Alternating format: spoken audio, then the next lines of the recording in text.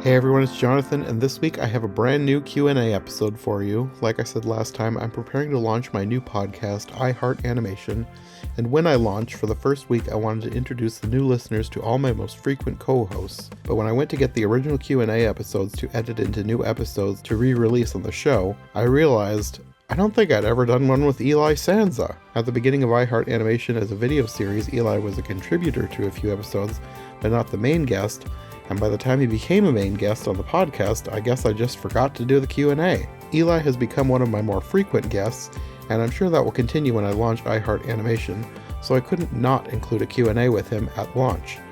So before we go any further, I figured now is the time to fix this oversight. Next time we'll have the first official new movie review podcast episode of Season 5, but until then, here's my all-new Q&A with Eli Sanza.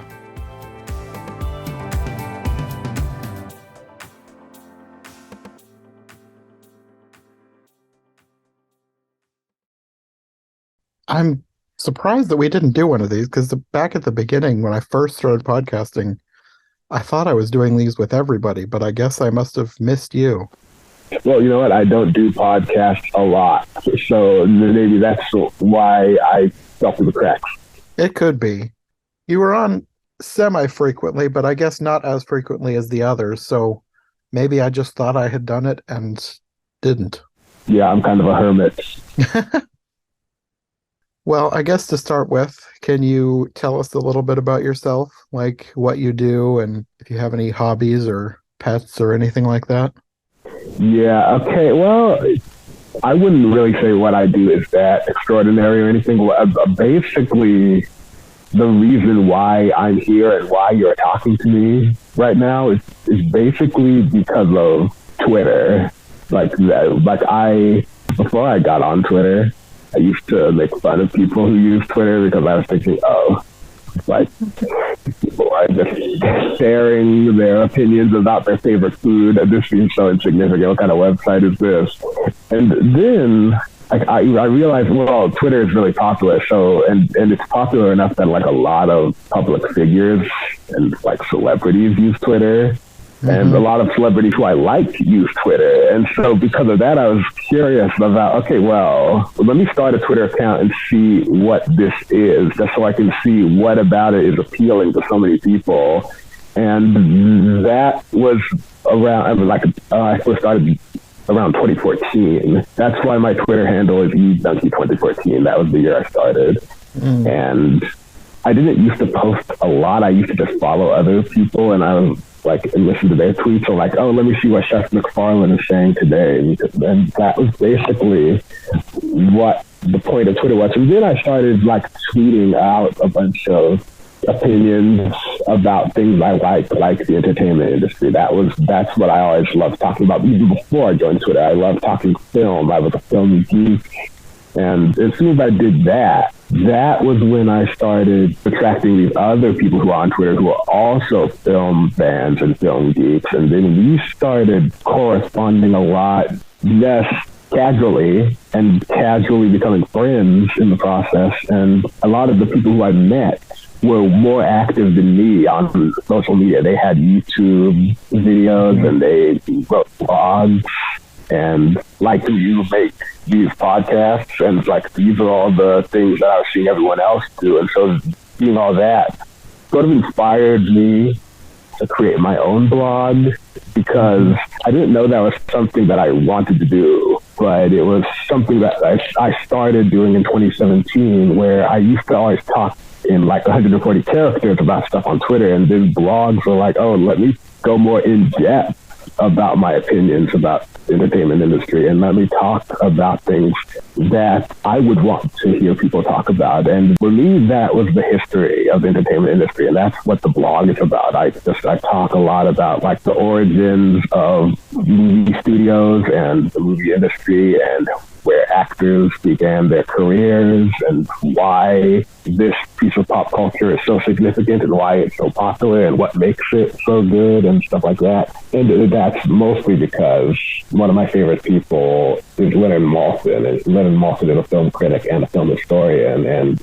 I always liked reading his stuff about the film industry. That was all my favorite stuff to read are his books. And in my mind, I was sort of like pretending I was him, and that was what made it. That was what made it fun. Like, I wanted to be a film historian. That's what I like. I call myself a film historian because I learn about film history and I teach others about film history just through the blog. But it's not anything that I get paid to do or anything. It's like I have a job, but this is my hobby. And that was basically how I got started, and I became friends with you, and apparently you saw some value in what I was saying because you're asking me to be here. So that's my origin story.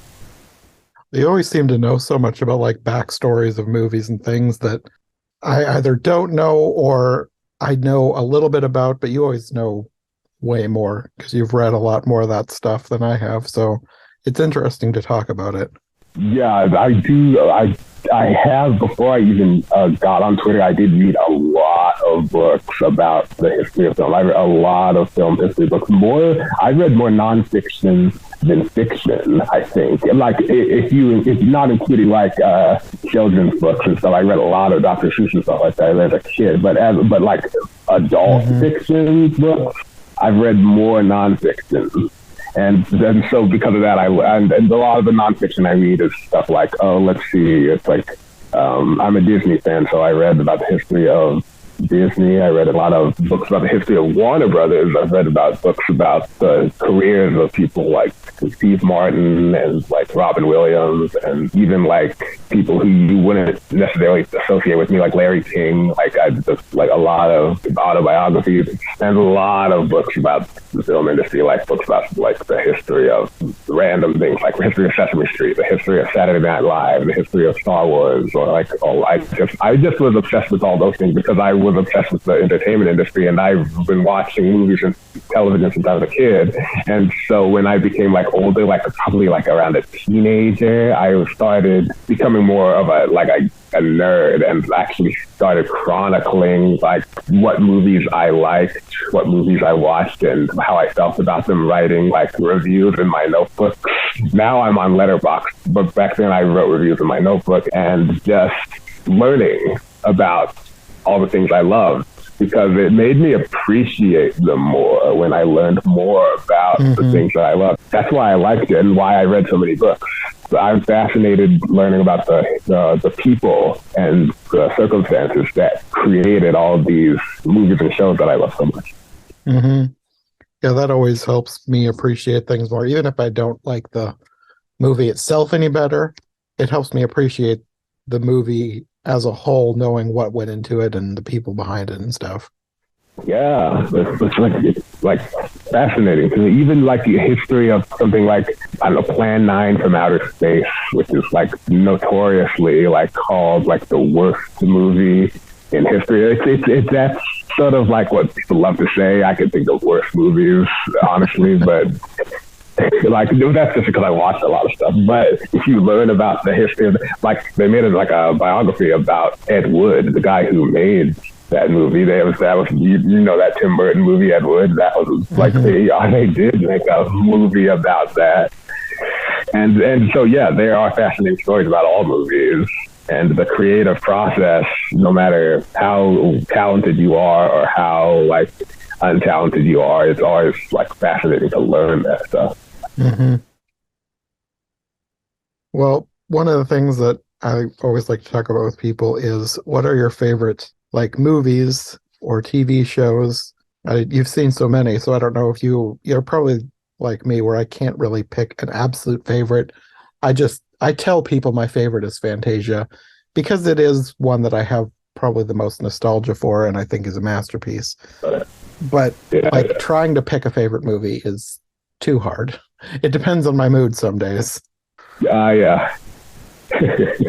Well, yeah, like Fantasia is a good one, and I can see why you would choose that, because it actually is kind of outstanding compared to every other movie that exists. Like, so it's easy to kind of say, oh, this is I put this above all the others, and that's one of my favorite movies. But yeah, you know what? You're right. It's hard to say exactly. It's hard. I used to like to rank movies, like here are my top 10 movies, my top 50 movies of all time. Sometimes I even go like top 100 movies of all time. I stopped doing that because it's just too hard, and it's hard to maintain because it's constantly changing. But it's easy to think about what my top 10 are, stuff like that. Like the ones the way I do it is just, I just put them in tiers. It's just like top tier, these are all the movies. What the ranking is, I don't know, but these are all the top movies I love. Second tier, these are movies I like but not love. Third tier, these are movies that I think are fine. It's like I do that, but if I had to choose what my favorite movie is, it's actually pretty easy because it's actually kind of hard for me to think of any movie I love more, but it's probably Star Wars, the original 1977 one.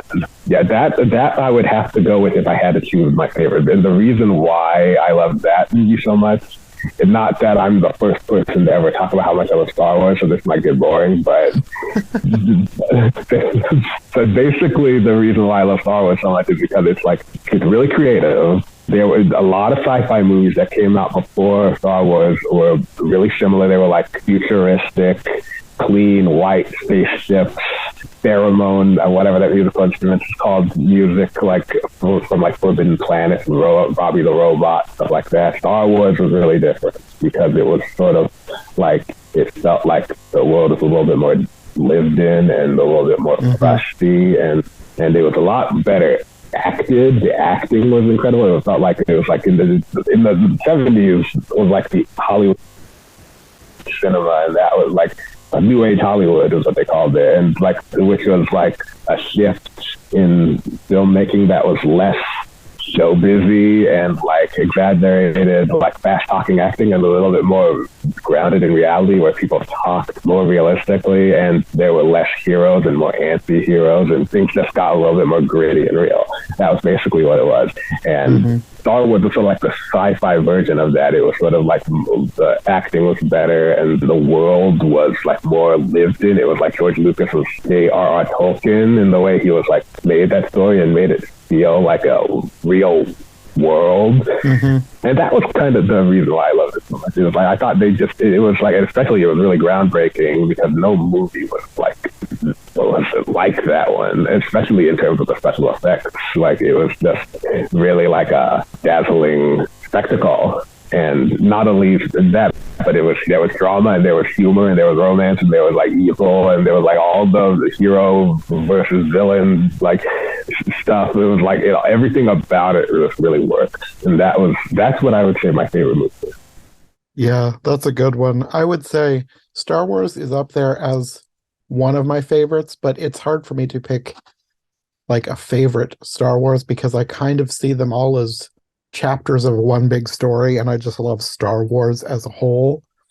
If I had to pick one that was my favorite, I think I would probably pick Episode 6, Return of the Jedi. Oh, yeah. That's my favorite of the original trilogy anyways. I know Empire is technically a better film, but I love a good ending. So, no.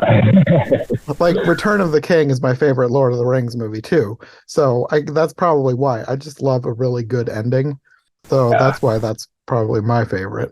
Yeah, you know what? That is fair because if you like satisfying endings, Empire Strikes Back is one of the worst movies ever. Yes. So that's fair. And I like all the Star Wars from the original trilogy. They were like all good. So if somebody says like any of those were your favorites, then yeah, I would totally understand why, because they're all great. Yeah, after we're done here, I'm recording another Star Wars episode with Nikki. We're doing The Phantom Menace next. See, that's that was a movie that I loved as a kid, The Phantom Menace. Like, did you see that as a kid? I think that might have been the first Star Wars movie I ever saw. I didn't see it when it came out. We weren't allowed to watch Star Wars when it came out, but I was still obsessed with it. Like, I would read about it and I would look at pictures from it, and I wanted to see it so bad. And then later on, a couple years later, probably, I convinced my mom that it's not as bad as you've heard. So we should be able to watch it. And she relented, and then it became one of my favorites. I think I watched all four of them after that. And then whenever the next movie came out, I actually went to the theater for that one. Yeah, no, I loved it. I know these days, I guess maybe not so much anymore because the kids who grew up with it now are in charge of the dialogue online, and they it has been redeemed somewhat. But I know at the time I loved it, and then when I started getting online more and I realized that people hated it, I think I let that Yeah. I think I let that sway my opinion for a few years, but I've come back around to kind of loving it, even though I can tell there is definitely flaws. Yeah, yeah. You know what? My opinion on the Phantom Menace is that it was one of my favorite movies when I watched it as a kid. When I was a kid and I was like less judgmental towards movies, and I didn't rate things and review things. That was the perfect time to watch it because that was when I loved it and I couldn't even see anything bad about it. Like I didn't know about the strong negative reactions from a lot of Star Wars fans at the time, but that didn't really sway me. It didn't really sway me in any way. The only reason why I am a little bit more harsh on it now is because I just have my taste in movies has expanded and I just am able to detect quality better. So I can just sort of see looking back at it as an adult. I'm not going to say it's bad. It's not a bad movie. I still don't think it's like terrible, but it's like not as amazing as I thought it was. Like I really loved a lot of things about it, though. I love the pod racing scene. I love the battle with Darth Maul. There's a lot of things about it I like, but it's definitely not as good as the original. Well, I guess from Star Wars, we can move on to animation because I think that is probably the main thing that kind of brought us together. I don't remember exactly how, but I know that I think I found you through the Rotoscopers. Did you write for them at some point? I did. Yeah, I wrote a few articles for them. Okay. So that's probably at least how I knew your name. And then we followed each other on Twitter, and then I guess the rest is history. But yeah, animation is kind of the thing that brought me together with you and most of the other people that I do podcasts with these days. Yeah. So I guess what is it about animation that you love so much? Oh yeah. I always talking about how much I love animation, always trying to like praise that medium because I love it so much. That was like this is like an interesting thing because when I was a kid, I watched a lot of animation, just like a lot of kids. I'm not special in that way. A lot of kids watched animation and like it was everything Disney, Looney Tunes, Nickelodeon. Whatever it was, I just always loved it and I always watched it. And those were the videos. Those were the videos that my mom brought home. So she was like encouraging it because he bought all the Disney clamshell videos. Mm-hmm. And so for a long time, I actually like only watched animation. And it's like anytime something came on, a movie came on, and there was like live action, like within like the first minute, I'd be like, "This is boring. What else is on?" like. I literally like was obsessed with animation. That was the only thing I liked. And obviously, when I grew up, I realized how brilliant a lot of live action stuff was, and I came to my senses and actually watched that stuff. But I always maintained that I liked animation was a lot more enjoyable. And the reason why, to answer your question, why I like animation so much, it's mostly because it takes a lot more. You have to be a lot more creative when you make it. So a lot of animated films are more creative because just by the nature of the medium, you have to use animation in like imaginative ways in order to justify why you're making an animated movie. Otherwise, you should just turn it live action. And like, what would be the point? It's the only reason why you should do an animated movie is to do stuff that you can't do in live action. And all the things about animation that make it different from live action are things that I love, and they're the reason why I love it so much. Like looking at something like Aladdin and the genie. Like I don't even have to go into the details about why the genie is a character that would only work in animation and not live action. You just have to see the movie and hear me say that character's name, and you know why that could only be an animated character, clearly. And it's those things the exaggeration, the surreal quality of it, the larger than life nature of it. Those are the things that I like. I usually, and that's sort of like an explanation for why I like fantasy and sci-fi more than ordinary dramas and mundane movies. I sort of gravitate more towards the genre films, and it's for similar reasons to why I like animation so much. It's just that I just prefer movies about things that are different from my life and are completely outside the realm of what reality, because those are just more entertaining to me. They're just like, if I wanted reality, I don't have to watch movies for that. But the reason why I love movies, it takes me out of reality, and that's why I love animation. That's why I love fantasy. And when someone really smart and like brilliant makes an animated movie, like the people at like Disney and Pixar and the people at like Studio Ghibli, then they could be like the greatest piece of art you've ever seen in your life, because like you got geniuses working and telling these stories and using the animation medium in the smartest way possible, and those are the people who are the reason why I became such a big animation fan, because those are the movies I grew up with as a kid. And the 90s were like a golden age of animation in film and television. And I watched a lot of films and a lot of television. So like I was sort of like indoctrinated to just be an animation fan just because of how brilliant everything was in those days. And then the fact that the CalArts generation of like animation students were finally coming of age at a time and being in charge of directing and writing all these things. And so it was just like a perfect storm of me becoming such a big animation fan. Mm-hmm.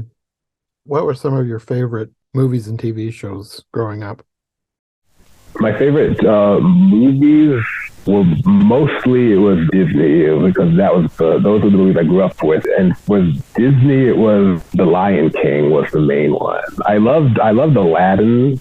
Like Aladdin was my favorite movie until The Lion King came out. Then The Lion King was definitely my favorite movie, and that was if I had to pick, that would be my favorite. But I loved a lot of stuff. I loved Toy Story and Hercules. I loved a Goofy movie. TV shows, it was a lot of TV shows. I loved Animaniacs. I loved Rugrats. Saturday morning cartoons were like used to be on back then. There were a lot of stuff I loved then. It was like I loved Bugs Bunny, Tiny Toons, and Bob's World, and The Simpsons, and so many brilliant shows came out back then. And even more, I watched those even more than the movies, because I watched television all the time. So I was like obsessed with all those great shows. And I had cable growing up, so I watched Saturday morning cartoons and the Disney afternoon shows like Tailspin and Darkwing Duck and all that, and the weekday afternoon shows on broadcast networks. And I watched cable, so I had Nickelodeon and I had Cartoon Network. So I was growing up with Dexter's Laboratory and Powerpuff Girls, and I was growing up with SpongeBob SquarePants and Wild Thornberrys. So, yeah, just a lot of brilliant stuff. It's hard to pinpoint them, like which one is like top, like as usual. Although, Animaniacs, that Animaniacs is probably my favorite one. That's just wacky. That one's just crazy. I love that one. Yeah, that's probably one of my absolute favorites. It's another one of those things where it's too hard to really pick a favorite, because I have so many that would count. Like Batman the Animated Series and Superman the Animated Series were two of my favorites, and they're so different from Animaniacs. So it's kind of hard to say this one's better than the other. They're all amazing in their own way. Yeah, Batman the Animated Series was one that I didn't watch as a kid, because back when I was a kid, I was like, I wanted the cartoony stuff. I was a fan of like Looney Tunes and stuff like that, and the realistic superhero stuff.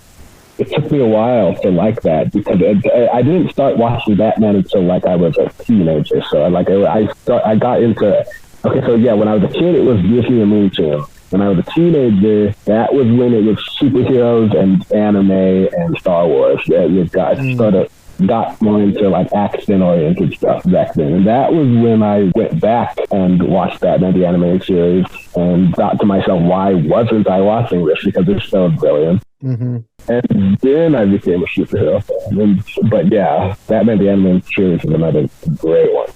Yeah. Well, at that point, you would have had even more because you could catch up on Batman the Animated Series, Superman the Animated Series, Batman Beyond, Justice League, all the things that spun out of that original first show.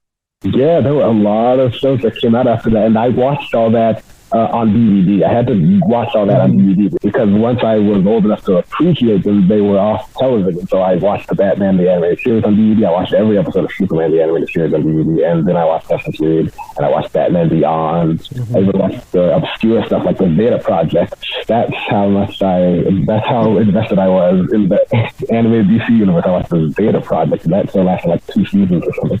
The Zeta Project is like the only one that I haven't seen recently. I remember it vaguely from when I was a kid, but I don't think I've ever been able to find it on DVD, so I haven't watched that one recently. The others, I bought all of those on DVD. Yeah, I'm not surprised you're having trouble finding it because that's I don't even know how many people know that show exists. Yeah. But yeah, but it was like a spinoff of like Batman Beyond. I think it was a spinoff of Batman Beyond, and Yes. Static Shock was another one that I really loved. Oh yeah, I don't have that one either. I remember watching that one as a kid, but I haven't seen it since I was a kid. Yeah, Static Shock was great, wasn't it? Like, yeah. And then I got into Marvel too, and so I realized X-Men the Animated Series was out in the 90s. And that was another show I love now that I wasn't watching then. So now I'm doing DC and Marvel and playing catch up, which is fun because like X-Men the Animated Series is on Disney Plus, and I have Disney Plus, so I'm able to watch all the episodes that I never watched as a kid now. And it's great. Yeah, I never watched that one as a kid, but I've started to catch up. It's one of those things, I have so many shows that I'm catching up on, so I haven't gotten very far into it because I try to watch too many things concurrently, so I bounce between shows. Yeah, the same. I struggle with the same thing. I am so obsessed with because I love TV so much. There are so many shows I want to watch and so many shows I did watch and I'm watching now, but it's slow to get through them because I want to watch all of those shows. So I'm getting through. What I'm trying to do is get through one season each. That way, it might be a little easier that way because that way I could binge and stay addicted to this one show. And then once that season ends, okay, let me watch a bunch of episodes of this next show and then a bunch of episodes of this other show. Because it's so hard to keep track of them all when you're trying to watch them all at once. Let me just focus on one at a time. It's so much easier for me to catch up on things or watch things when I have a podcast that I'm going to do about it, because then I force myself to stick with the one thing so that I can write all my notes and get ready for the episode. Oh, that definitely helps. Like, I remember one time we recorded a podcast about that TV show, The Legend of the Three Caballeros, and I was watching that one, but as soon as you asked me to talk about it in a podcast, I watched it a lot faster, and I binged it. Oh, let me get ready when I have to talk about it, which I'm glad you did that because it made me go through it faster, and it's a great show, and I like it. So why not marathon it? Maybe it would be a good idea sometime after I've gotten iHeart Animation fully established as a podcast. Maybe I could do episodes on like a season of a TV show and have somebody on and we both watch through a whole season and then talk about each season. That would get me to go through some of these shows faster. Yeah, this doubles as like a motivator and a podcast. Yes. That might work. Well, you said you watched a lot of TV shows and movies growing up. Did you go to the theater for anything, or did you watch them all on VHS? It was all VHS. Like the majority of the movies I've seen in my lifetime have largely been VHS tapes and DVDs, and that was probably 80, probably higher than 80% of all the things I watched. When I grew up, the city I lived in, the neighborhood I lived in, there weren't a lot of movie theaters, and certainly not in walking distance. And also, we didn't own a car until a while later. My mom always used to walk to the grocery store. That was a few blocks away, and so we didn't have transportation. So movie theaters were like not a part of my childhood. It wasn't until I was a teenager, again, a teenager, when things started picking up. Like even now, I hardly go to the movie theaters because it's like I'm just, well, like I said, I grew up watching stuff on television. I'm so used to that. I don't even think that hinders my experience of watching movies at all. I enjoy a lot of movies on the small screen. Like the only time I've ever watched a lot of movies, like The Lion King, Jaws, Star Wars, that was on a small screen. I've never seen any of those. A lot of my favorite movies on the big screen. So that might be why I don't romanticize it that much, because it's not like it hinders my love for the movie at all. So maybe if I grew up watching movies in theaters, I would feel differently about it, but like it was such a late thing in life when I started going. I love the theater. Don't get me wrong. I try to go there, especially when it's a movie that I'm impatient about watching and I have to see now. I go to the theater, and I love the theater. It's a great experience, but I didn't start going regularly until 2007. That was the year Ratatouille came out, and Pixar's Ratatouille was the first movie I ever saw in theaters, and it wasn't even my choice. It was like my family decided, hey, why don't we see Ratatouille? And I'd never been to the theater before, and so it was the first time I went, and that was when I fell in love with the theater experience. Watching Ratatouille on a big screen with an audience, oh my god, that was great. And so then after that, I went to the theater consistently. I pretty much went every year after that, and like 2008 was when The Dark Knight came out, and I watched The Dark Knight. We were just talking about Batman, the animated series, so I'm a Batman fan, so I had to see that, and loved that movie, and that was the first movie I went to see alone, and then after I loved that one so much, then I started going every single year. So yeah, it wasn't a childhood thing, it was like a later in life thing. Yeah, it's kind of the same for me. We didn't go at all when I was a kid. I vaguely remember going once when one of my aunts took us at Christmas to see the remake of Miracle on 34th Street, but I don't remember the movie at all. I just remember that we went to a theater, and I guess I must have been too young to remember much of what was going on. But then when I was a teenager, we had a family friend that convinced my parents that we should go see The Princess Diaries, because we kept seeing the commercial and we thought it looked hilarious.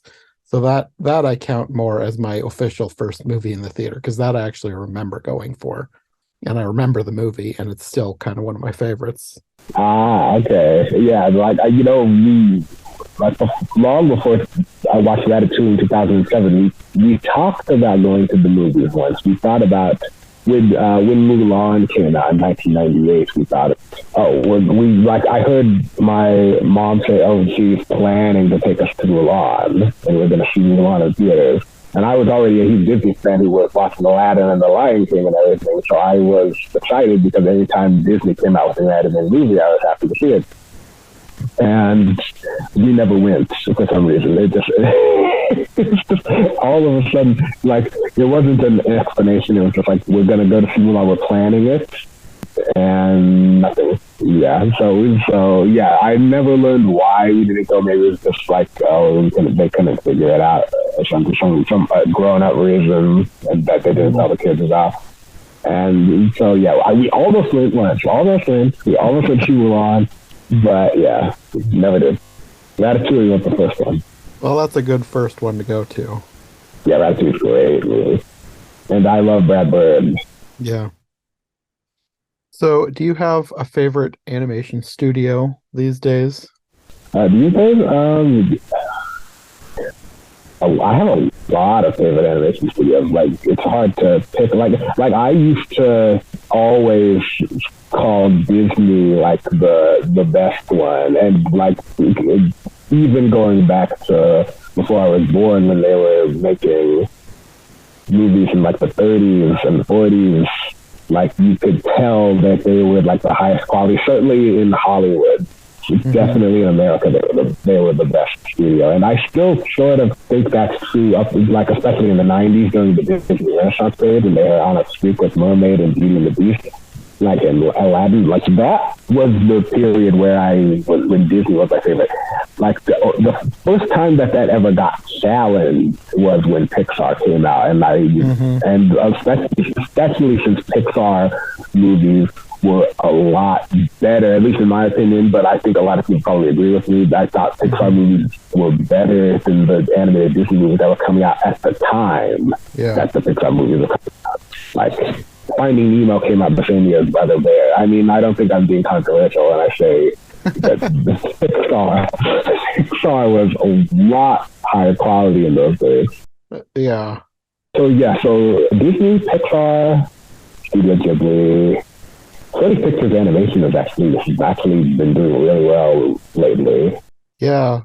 It was funny because in preparation for iHeart Animation, I was going back and getting a bunch of old episodes just to re-release at the beginning of the podcast.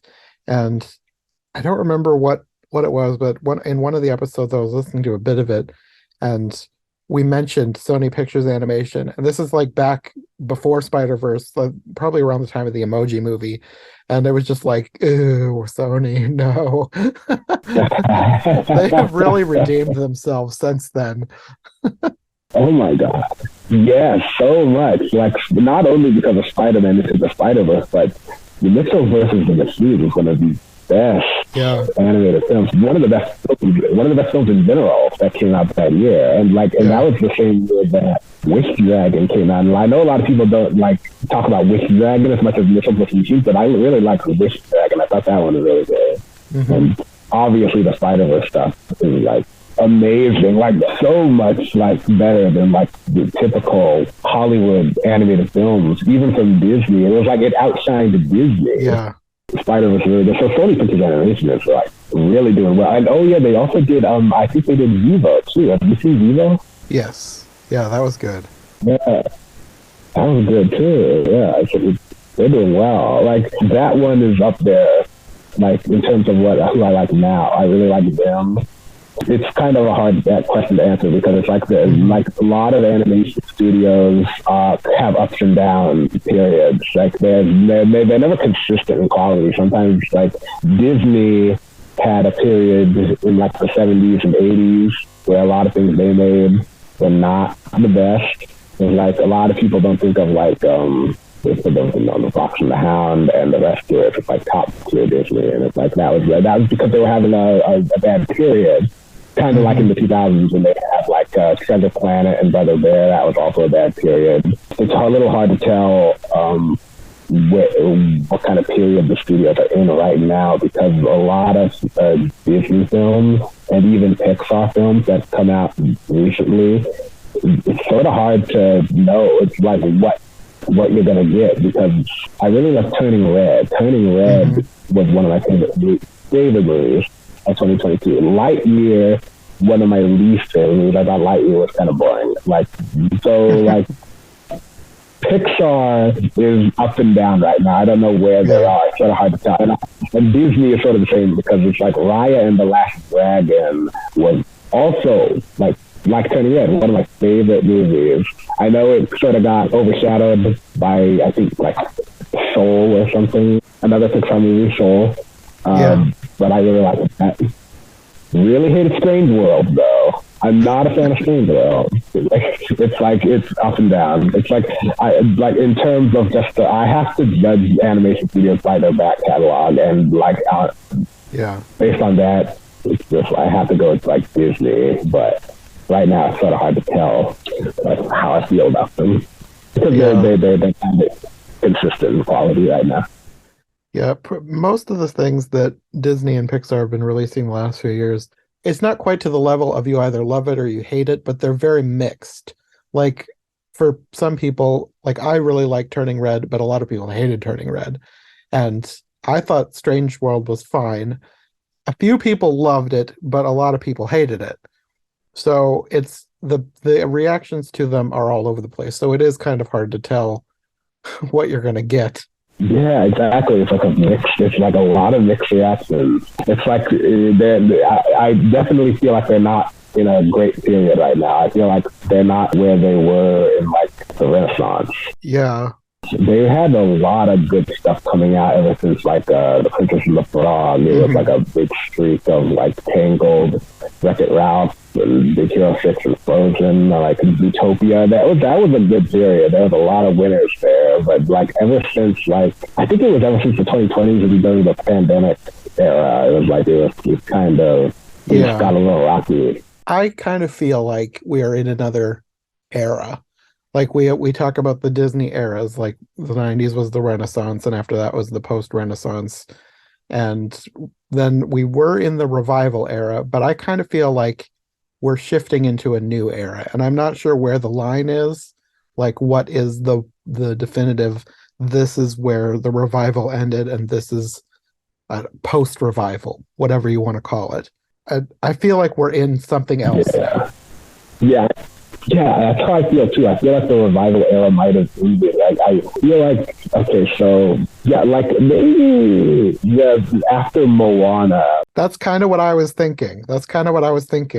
Moana might have been the end of the revival era. I was thinking that too because after that movie came out, there was like okay, so you had two sequels after that. It was Frozen 2 and Ralph Breaks the Internet, and those movies. Yeah. Those movies weren't bad. I don't know how you felt about those, but I didn't think those were bad. I liked them, but I know that I am sort of in the minority because the reactions were a lot more mixed with those than they had been before. Exactly. And like I think they're good movies, but I can like when I hear people talk about why they don't like them, I can't disagree. Even though I like them. Yeah.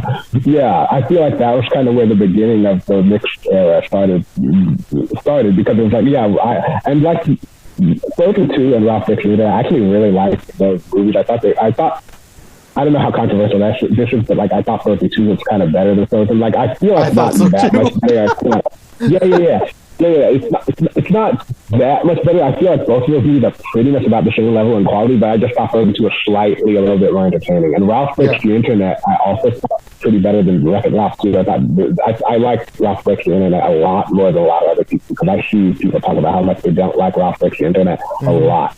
And so I feel like that's a good signifier for where like this sort of like hard to tell where they're going like era is like started. Because after that, Pixar sort of wasn't doing it for me either. Like I thought Onward, I had mixed reactions towards Onward. I didn't really think that was great or terrible. I just thought it was okay. And same with everything Pixar made ever since. Like Soul, a lot of people love Soul. I thought it was okay. A lot of people love Luca. I thought that was okay.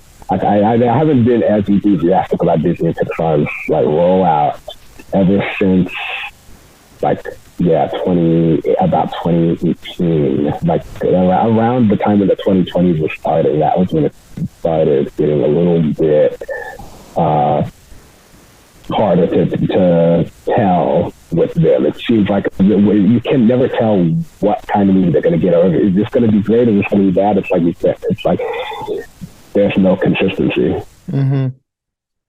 Yeah, I feel like all the other studios started stepping up their game, and Disney and Pixar have gotten a bit complacent.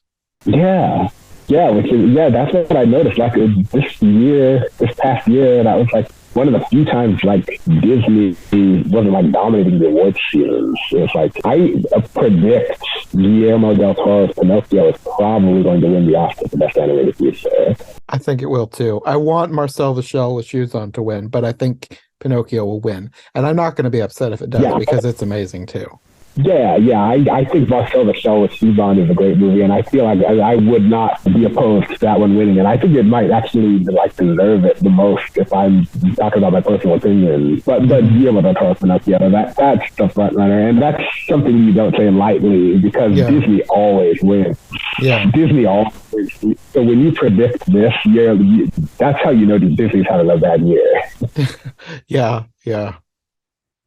Well, I think that is probably most of my questions about movies, but I had a few more that are probably just for my own curiosity because it's my own interest.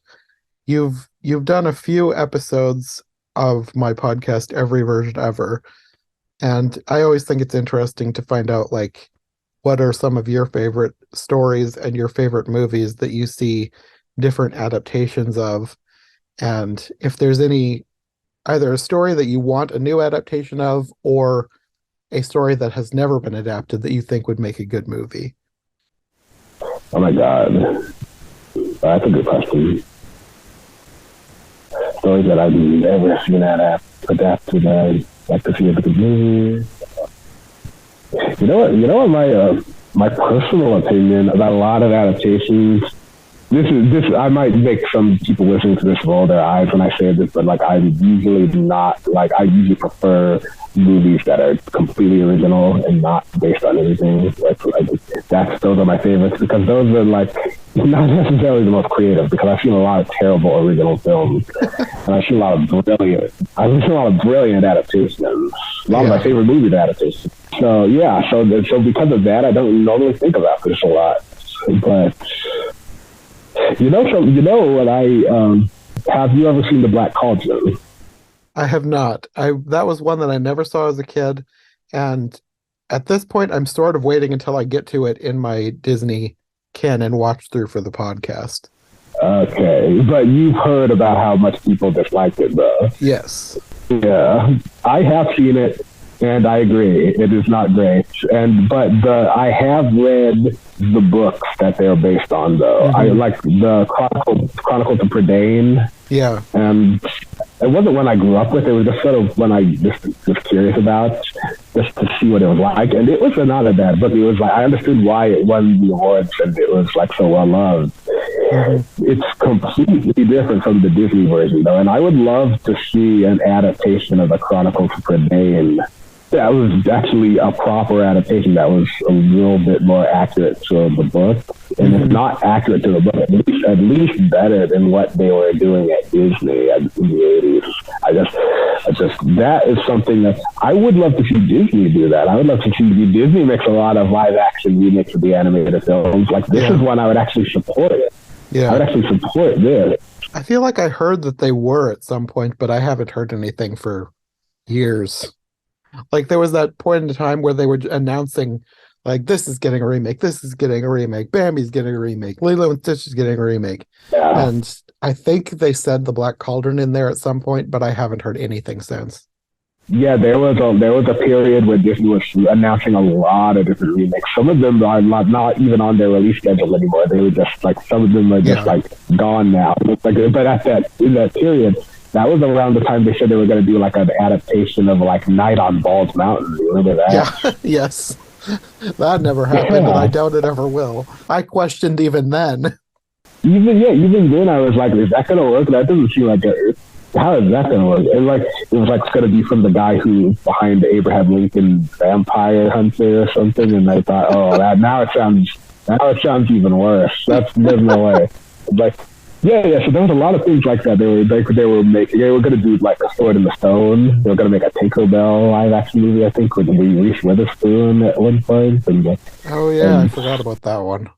Yeah, and like Black Cauldron, I think you're right. The Black Cauldron was one of those, but I didn't hear a lot of information about that one. That one was just sort of like, they're also doing the Black Cauldron, and that was all they said about it. Mm-hmm. And I wouldn't be surprised if that one fell by the wayside, because usually the only live action remakes they make are the ones of animated films that were successful, and they might have gotten cold feet for this one. Even though I think the only reason why you should do a remake is to bring some value to it that the older work didn't have or something. Mm-hmm. That's the only reason why I think it should do it. And there's no movie qualifies for that more than The Black Cauldron. So I think that they should definitely do it. But I also understand how Hollywood works, and I understand the reason why they wouldn't do it is probably because it wasn't a good movie. Mm-hmm. Well, like I said, I haven't seen it, but I've read about it, and I know that there was stuff cut from the movie. So I feel like they should do a recut, like a director's cut of all the stuff that they got rid of, re-release it, and then see what the reaction to it is, and then decide whether they want to continue making more movies of the books, the original books, the Chronicles of Prydain.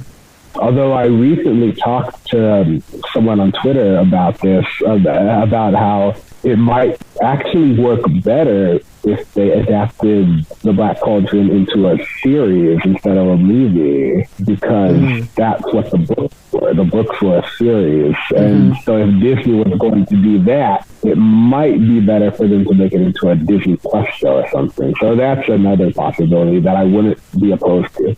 Yeah, I think that about a lot of fantasy series, that it would work better to do a series than a movie, because a lot of these, like Lord of the Rings and stuff, they already, like, I barely remember the books because it took me so long to get through them. They were so boring to me.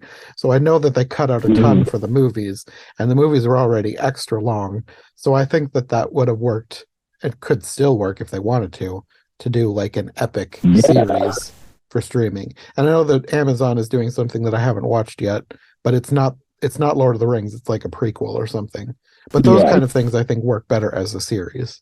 Yeah, you're absolutely right about that, because a lot of times, like, TV series make way better adaptations to like long book series for obvious reasons. I mean, it's like you're able to adapt the book more accurately because the books are long, and movies could only be like 3 hours or something. They could be longer, but people aren't going to watch it if it's like too long. And so, yeah, it just works a lot better. And like a lot of times when I watch TV shows like on Netflix and HBO these days, they remind me of books because the episodes are like sort of in like a 10-chapter story.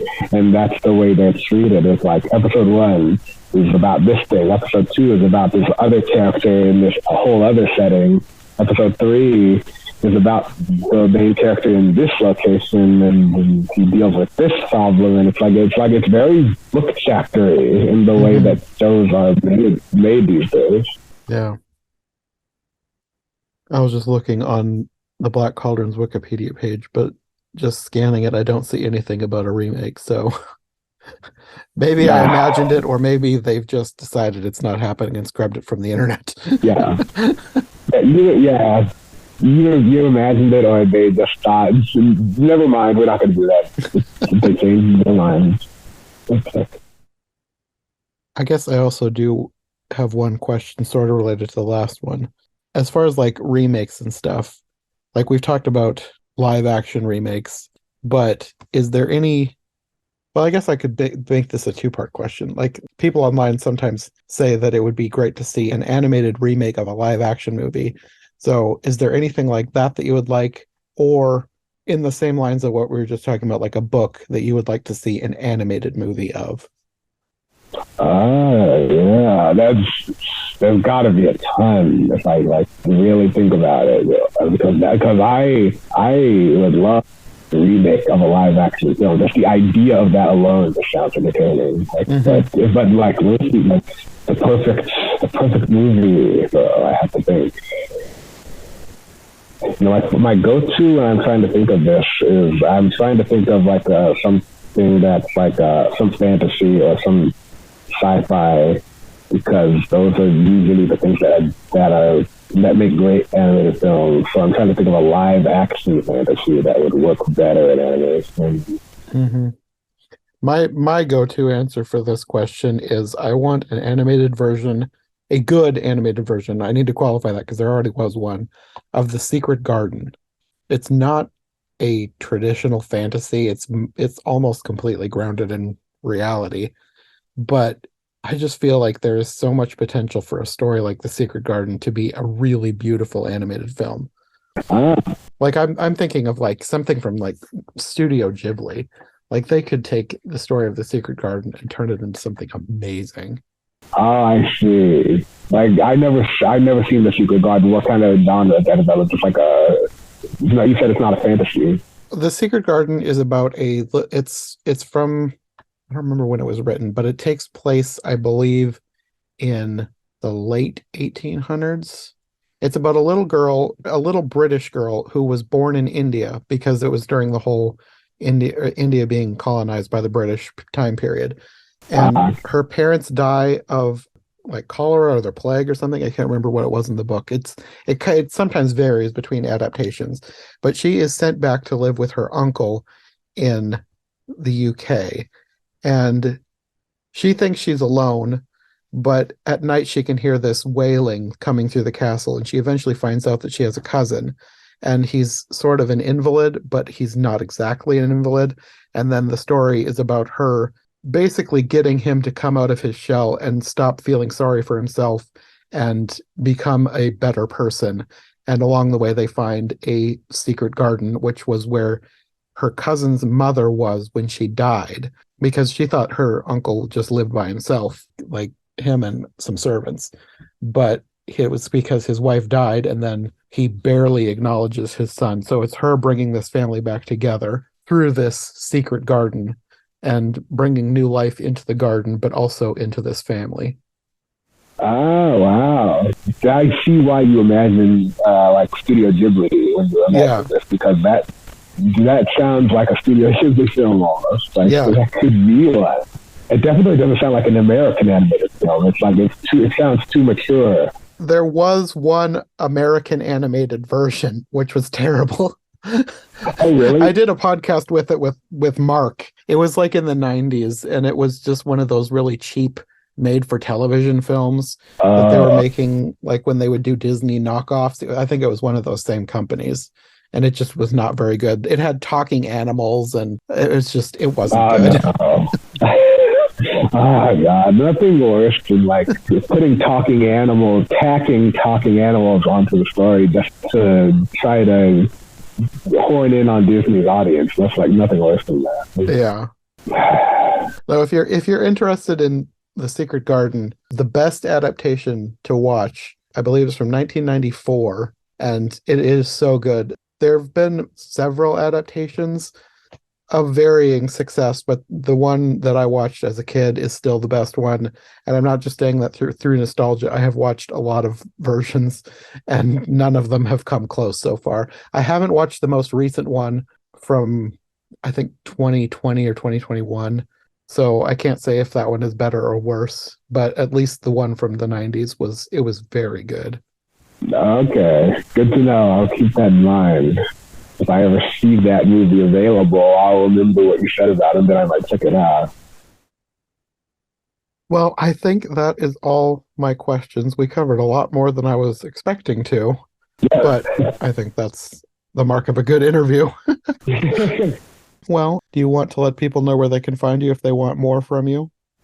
Yeah, I'm on Twitter at eDonkey2014 is my handle, and I'm also on a blog called edunkyblog.com, which stands for Entertainment Donkey. That's what I call myself. And on Twitter and on the history of the entertainment industry, and also just talk about movies and shows and video games and celebrities and all of that stuff that I love talking about. Well, until next time. Thank you for having me.